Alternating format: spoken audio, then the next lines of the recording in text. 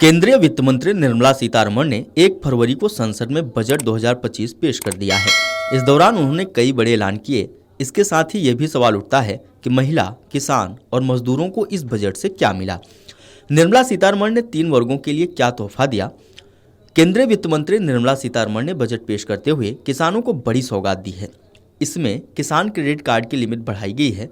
बिहार में मखाना बोर्ड का ऐलान किया गया है। रेहड़ी पटरी वालों को और शहरी कामगारों के लिए कई ऐलान किए गए हैं। इसके साथ ही महिलाओं के लिए भी बजट में कई ऐलान किए गए हैं। आइए जानते हैं बजट में महिला, किसान और मजदूरों को क्या मिला।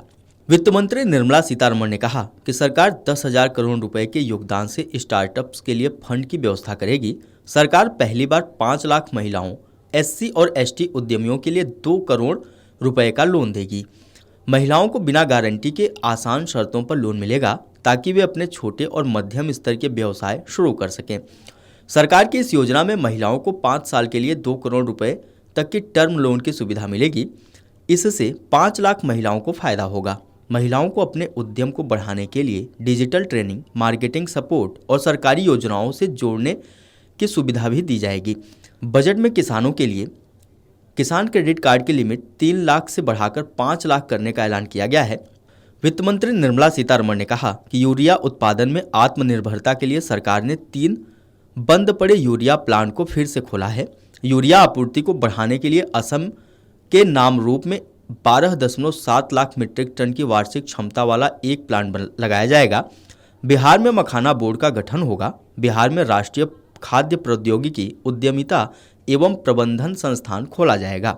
बजट में मजदूरों के लिए ऑनलाइन प्लेटफॉर्म के लिए काम कर रहे कामगारों को ई श्रम पोर्टल पर रजिस्टर करने के लिए पहचान पत्र दिया जाएगा।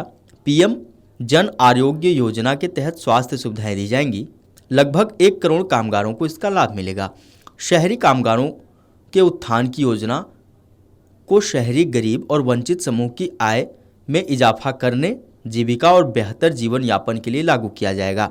बैंक से लोन 30,000 रुपये की सीमा वाले यूपीआई लिंक्ड क्रेडिट कार्ड और क्षमता निर्माण में सहायता देने के लिए पीएम स्वनिधि योजना को बेहतर बनाया जाएगा। इसके साथ ही वित्त मंत्री निर्मला सीतारमण ने मध्यम वर्ग को बड़ी राहत दी है। अब 12 लाख रुपए तक की आमदनी आयकर के दायरे से बाहर होगी।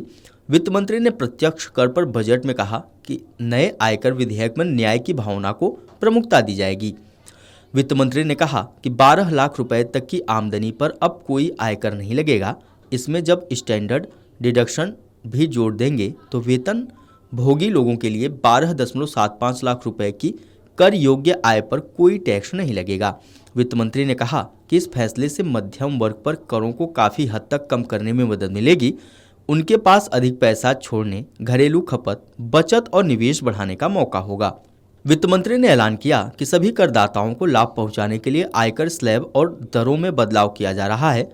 वित्त मंत्री ने कहा कि नई कर व्यवस्था के तहत 12 लाख की आय तक शून्य आयकर लगेगा। मध्यम वर्ग पर सरकार ने विशेष ध्यान दिया है और व्यक्तिगत आयकर प्रणाली में सुधार किया है।